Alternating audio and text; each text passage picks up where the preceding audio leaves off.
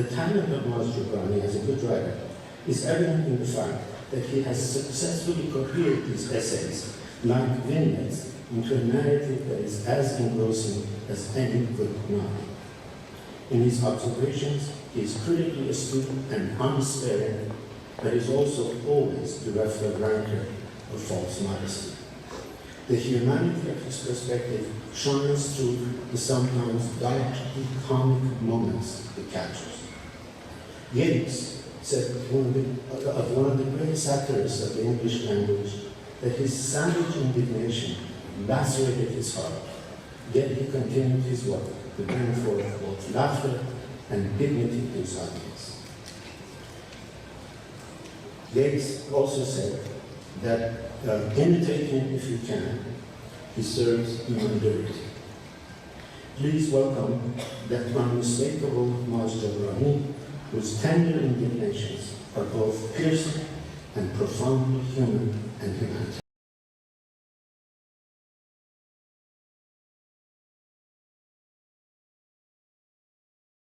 I actually had a nicer outfit in mind for tonight. I did, because I know some of the Iranians, Persians were very much, if we go out of the house, you have to dress up. You know, it's not, you know, it's got to be nice. You know, even on a Thursday at a book signing, we just, you know, bring out the meat. You know what I'm saying? So I had a nicer outfit, but coming from Burbank to San Jose today, Southwest Airlines lost my luggage. Thank you, ladies and gentlemen. So I'll be dressed like this for the next 3 days. And that's it for now. This is the outfit. We'll see what happens. Also, I want to say I'm excited to be here at Stanford, and I actually went to Cal myself. Yes, easy. Let me just say something. I figured if I come and if I can come from Cal and do a talk at Stanford, this is a great way to start peace. This could spread to the Middle East, people. Let's start it here today. Cal and Stanford, let's just hug it out. Thank you all for coming out. This is really overwhelming. This is, my book just came out yesterday, and this is the second book talk I've ever given in my life. I gave one yesterday at UC San Diego, and there was a lot fewer people. So thank you guys you beat UC San Diego. I want you to know that right off the bat. So the book that I've written is called I'm Not a Terrorist, but I played one on TV. Some of you guys saw it out there. Like I said, it came out yesterday. It's my autobiography told in a funny way. And let me just tell you right off the bat, it just came out yesterday, and already I've had complaints from Iranians and Arabs. Both the white people, white Americans did not care. They're happy. It's a book. Congratulations. Iranians, one Iranian lady, even Maz, because on the cover, Maz, why are you wearing an Arab kafia? We are not Arabs. Why are you? I go, well, the whole point is I'm making fun of the way Hollywood stereotypes us. They just, you know, they mishmash it up. They don't care. So that's why I'm wearing the Arab kafia on my head. But Maz, why do you say terrorists? We are not terrorists. I said, yeah, the book clearly says I am not a terrorist. That's what it says. And by the way, I said, it's my story, you know, but Maz, but the Iranians, Americans have never thought of us as terrorists, Maz. And I said, well, the hostage situation, you know, I was a kid and we got called terrorists. And then she wrote back, she said, Maz, that's water under the bridge. And I wrote back, I said, did you see Argo? It was 2 years ago, they're talking about it. And then she wrote back again, and finally I said, you know what, I just want you to know, the more you write, the more material you're giving me. So she stopped writing, thank you. And then I got an email from an Arab guy, Maz, Habibi, why are you wearing the Arab head? You're not Arab, you should not be wearing. I said, okay, you two should talk to each other. And just understand, it's a play on, there used to be, just for the people that might not know, there used to be a commercial for I think for aspirin or something, and this actor would come out and say, I'm not a doctor, but I play one on TV. And then he would tell you to take aspirin.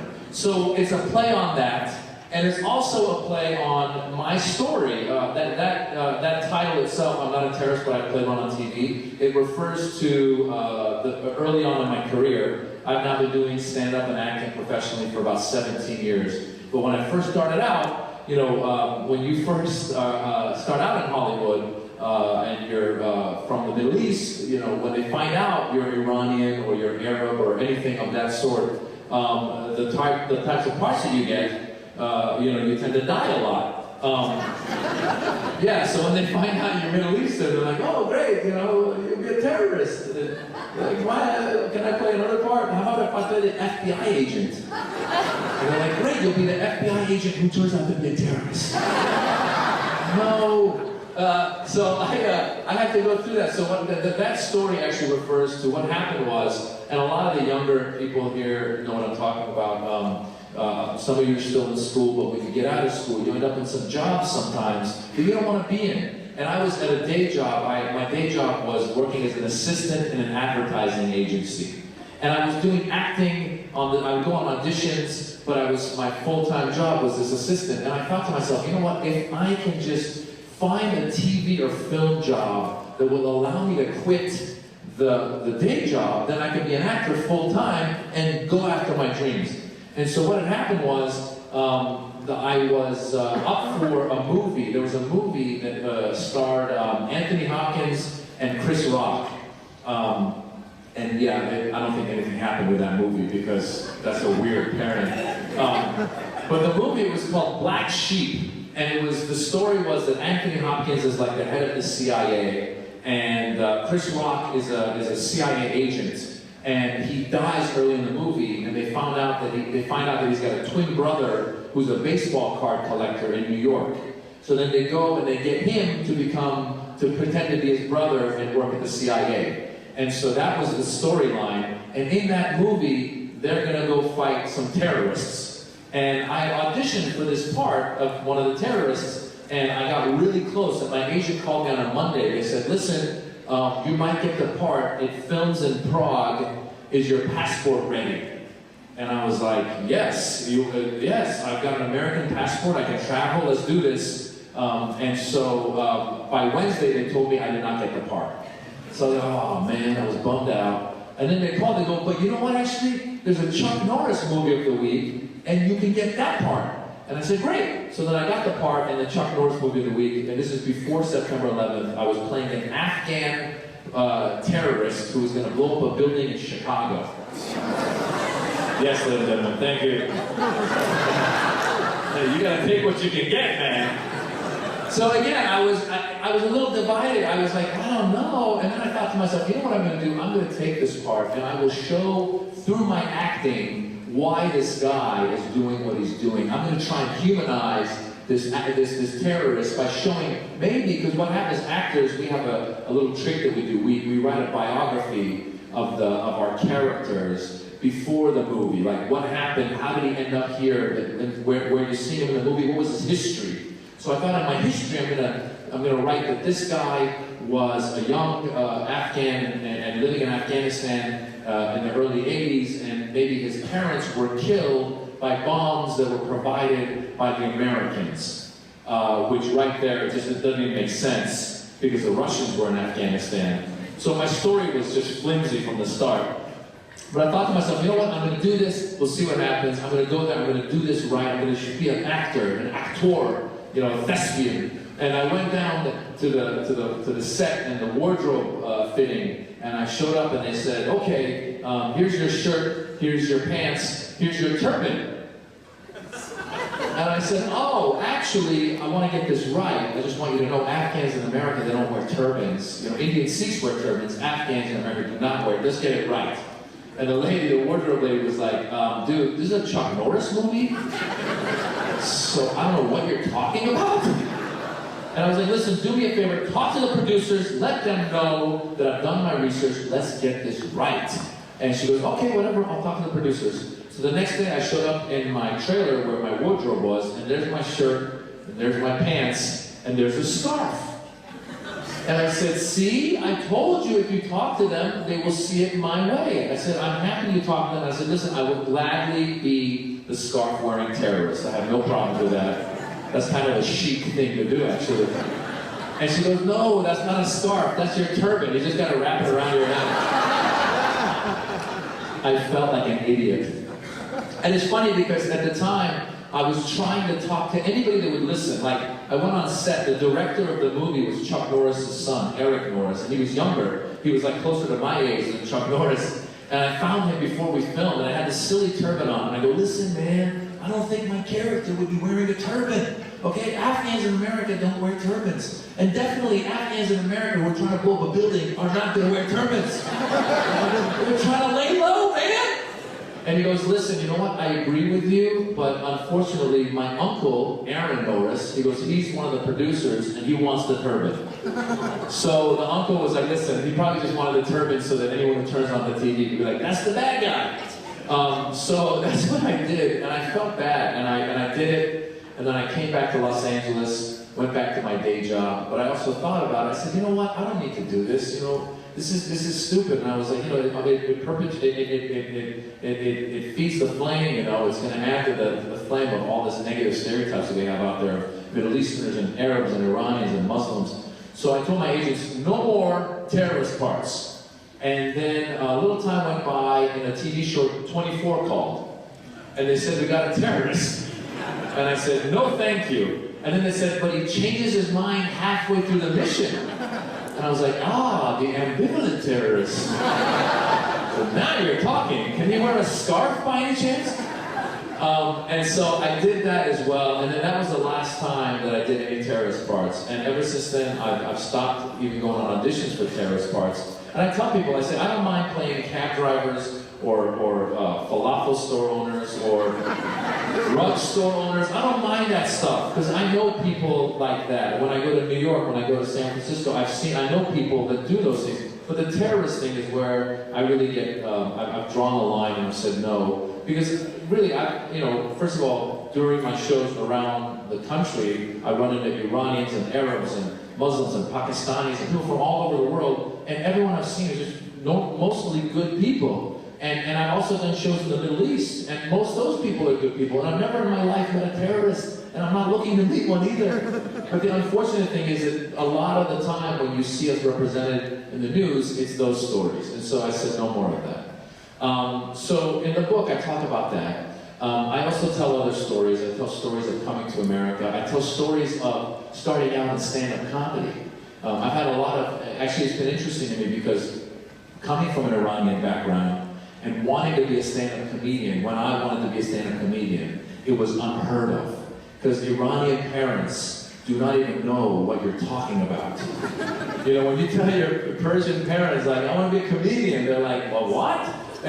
You're a comedian, they're like, no, a lawyer or doctor is okay, but comedian is not okay. And a lot of it I understand because, you know, they came from Iran to America and they set up shop and they expect you to do something so that when they go to their parties, they can say, my son is a doctor, by the way.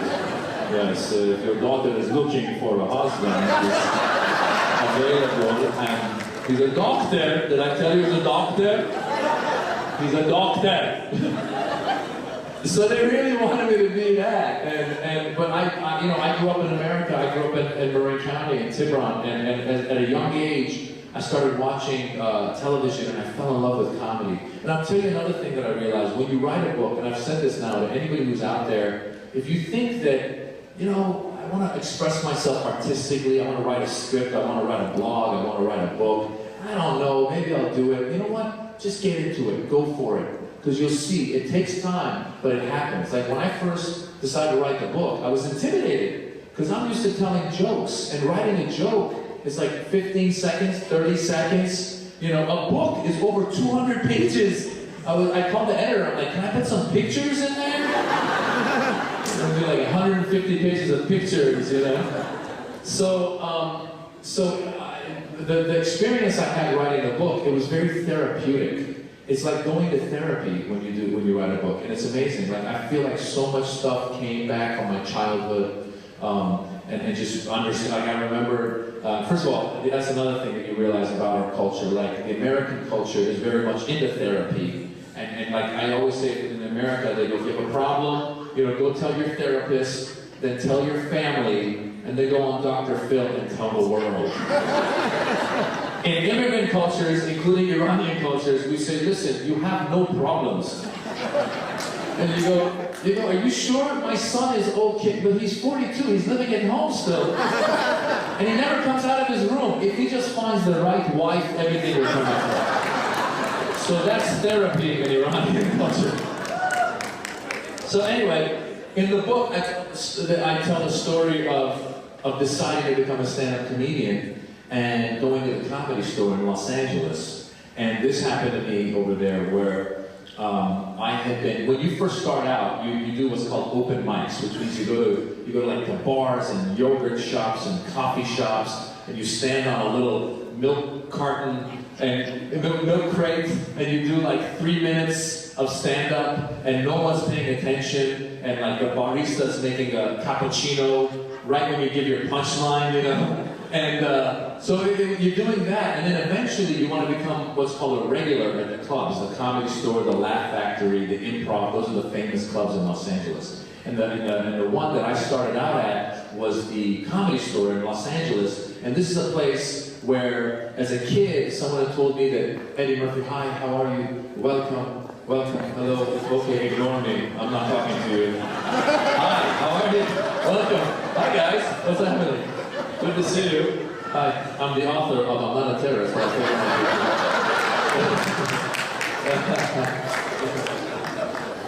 Thanks for coming out. I was just talking about becoming a regular at the Comedy Store. The Comedy Store is a place where, as a kid, when I lived in Marin, I went down to Los Angeles for a trip when I was 13 years old. And we were driving past the Comedy Store, and the people that were hosting us, they said, Eddie Murphy performs there. And I was a big fan of Eddie Murphy's then, and I was like, oh my God, that's amazing. And it was Eddie Murphy, and like Jay Leno, and Letterman, and all the biggest comics, Jim Carrey, everyone went to the Comedy Store. And what's crazy now, 17 years into doing stand-up, the Comedy Store puts the names of all the comedians that have performed there on their walls. And when you go to the front of the Comedy Store, there's a room, it's called the main room. It has 3 different rooms at the Comedy Store. So the main room, if you look above the main room, you see Eddie Murphy's name, and above that you see my name. And it's so cool. I was like, yes!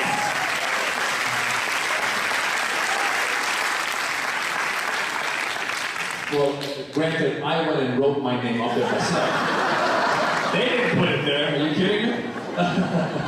So, but here's the experience that I talk about in the book. So, becoming a regular at the Comedy Store, what you have to do is, Mitzi Shore, who's Pauly Shore's mother, she's the owner of the Comedy Store. And this lady is a visionary when it comes to comedy, but she's also known to be very eccentric and have some crazy, outlandish ideas from time to time. And I always thank her, like, the Comedy Store really is a place where I grew exponentially as a comedian. But the way you become a regular is, you perform on open mic night, which is on a Sunday night, where the audience, usually there's like 50 audience members, and they're all, foreigners that are just tourists. And they sit through about an hour and a half to 2 hours of the worst comedy ever. There's comedians up there just yelling at the crowd. And after those 2 hours, they say, now you go up and do your 3-minute audition in front of this audience, this shell shock. And Mitzi Shore sits in the back of the club, right in the back of the room, in her chair, right next to the exit. And so once you're done, you have to walk past her. And what happens is you go there and you do 3 minutes, and if she likes it, she says, come back next week, do 6 minutes. And then if she likes that, she goes, come back next week and do 10 minutes. And after you've done those 3, after the 10 minutes, when you walk past her, if she lets you walk past and go out the exit, that means you stink, go on, don't think about it, come back in a year. But if she grabs your arm, that means you're going to become a regular. And so I was up there doing my 10 minutes, and I was excited, and I was like, oh my God, I'm almost a regular at this club, it's going to be amazing. And I finish my 10 minutes, and I do well, and I walk off the stage, and I'm walking back, and I'm walking past her, and I'm about to walk past her, and I'm thinking, Mitzi, please grab my arm, grab my arm. And she waits to the last minute, she grabs my arm, and I'm like, oh my God, it's happening! And I'm in my head, I'm like, this is gonna be amazing, I'm gonna be a superstar! And by the way, my stand-up was horrible, but the thing was that I was like, they didn't have any comedians of Middle Eastern descent at the club. So compared to everyone else that was really bad that night, I was pretty good. So as I'm walking by, she grabs my hand and she pulls me in, and she goes, "You're very funny." That's how she talks, by the way. And at the time, she was older. Right now, Mitzi is like she's gotten a lot older and she's not doing that well. But actually, at the time, she was already like she was older, and that's how she talked. She goes, "You're very funny." And I go, "Thank you, Mitzi, thank you." She goes, "I'm gonna make you a regular." And I was like, "Oh my God, it happened!" And then she goes, "Have you thought about wearing the hat?" And I go, "The hat?" She goes, "Yeah, have you thought about wearing the hat and the gown?" I was like, "Hat and gown?" She goes, "The hat and the gown." I go, "You mean a turban?" She goes, "Yeah, I think you should wear the hat and the gown." And I was like stuck for a moment. I go, "What do I say? Do I say yes and just you know sell myself out and my people and my culture and all my background, or do I say no, Mitzi, I'm not going to wear the turban?" So I turned to her and I said, "Of course, of course. I've been wanting to wear the turban for a long time." So I said yes. And then I walked out of the club, and I walked to the back, and I was going, "What did I just do?" I said, "This is crazy. I just became a regular, but now I gotta wear a turban on stage?" And I knew I was gonna be the laughing stock of the club, and I didn't want to do this at all. And then the thought came to my head, I go, "You know what? She's old." And this was on a Sunday night. I thought maybe by Monday when I call in, she will have forgotten about the turban. So on Monday, you're supposed to call in and talk to the booker of the club, this girl named Corey. And I thought I'd call and they'd forget and life goes on. So I called, and I knew Corey. I called, I go, "Hi Corey." She goes, "Maz, congratulations. I heard you're gonna be a regular." I go, "Yes, this is great." And she goes, "I heard you're gonna wear the outfit." I'm like, "Oh, Corey." I go, "Listen, I really don't want to wear the outfit." And she goes, "Maz, you should wear the outfit." I go, "Corey, what happens if I don't wear the outfit?" She goes, "Do I really have to tell you?" Which basically meant I'm not gonna get any spots at the club. But here's what's interesting. So Corey said, "Listen, Maz, Mitzi is a genius when it comes to this stuff. She really is a visionary, and she's helped a lot of comedians discover their voice and wear their outfits. Like she actually helped Roseanne Barr shop for the clothing that helped her character become who it was." So Mitzi she'd actually struck gold with a lot of people in that way. At the same time, Mitzi had sometimes swung and missed with some people. For example, I came to learn later, there was a guy named Joey Bananas. Joey Bananas was a comedian who used to do a stand-up set, and in his 15-minute stand-up set, at one point he would put on a banana suit, and that was part of the set.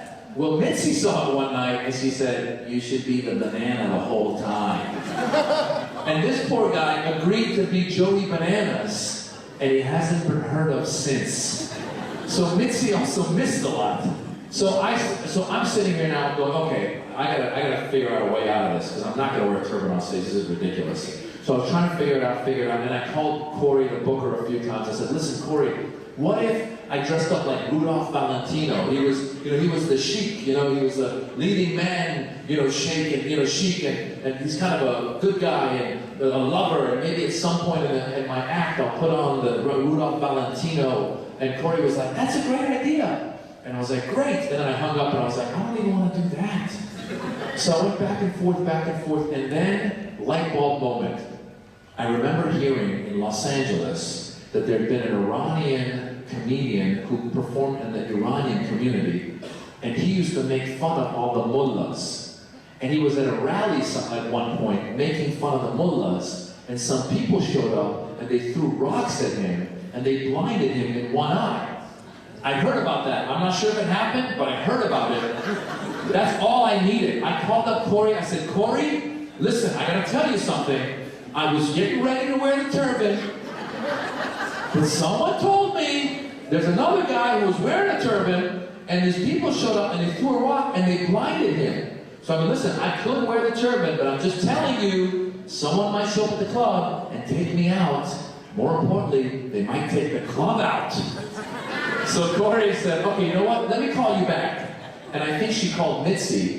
And then 5 minutes later, my phone call, I got my phone ringing, and she goes, "You know what, Maz? Forget in the turban. Just wear something comfortable, you know, like a scarf or something. I was like, great. So I avoided wearing the turban. And that was, again, another good thing in my career. I was very happy about it. And what's funny is, later in my life, in my stand-up career at the Comedy Store, Mitzi Shore was the person who put me and Ahmed and Aaron Cater together. We later became the Axis of Evil Comedy Tour, but before that we were called the Arabian Nights. That's what Mitzi Shore called us. And we would do shows, and Iranians would come up afterwards and be like, Maz, I enjoyed this show a lot, but you know, we are not Arabs. And I know, she named the show. She wanted me to wear a turban. It's a good thing I'm not wearing a turban. But here's what's crazy. So later, as my stand-up, I was succeeding in my stand-up, I was sitting with Mitzi one day and just having a conversation. It was great. And again, to myself, I'm thinking, you know, she's older, she's forgotten about our conversations from back then. And at one point in our conversation, she leans in, she goes, you were supposed to wear the turban. And the moral of the story is Mitzi Shore never forgets. And now, what I'll do is I'll read a segment from here. Is that good? And then we can have a Q&A. So I'm gonna read a little section from my book. This is exciting. I'm not used to reading to people. Last time I read was yesterday, but that's. But before that, it was in school. I hated it. When in school, you remember that? When they make you do the reading? Ugh. All right, so this is from the book. This tells the story of when I first moved to America. And we all know when you're a teenager, you want to distance yourself from your parents. And when your parents are immigrants with thick Persian accents, and they're loud, and they always, wherever they go, the car is filled with the whole family, and they're feeding everybody who comes to your house. I mean, you want to distance yourself from these people. So this was my story of living in Tehran, where, by the way, my father had moved and bought a Rolls Royce. Yeah, and this was like around the hostage crisis. And I was like, dude, you're not helping me out here. We're not laying low. Anyway, here's this section here. So this is called I Ran So Far Away. During the Iran hostage crisis, my #1 goal was to lay low, blend in, and find more friends with names like Mark, Brett, Jesse, Steve, and Chip. I didn't want anyone to know I was different, and I sure as hell didn't want the older kids to know that I was Iranian, which even back then equated to terrorists. That would give them an extra body to beat up. I didn't even want anyone to know I existed. The less they knew about me, the better my chances of making it through the school days and getting home without a broken nose. My dad and his Rolls Royce didn't help in this mission at all. My attempt at blending in failed miserably when I was in the 4th grade.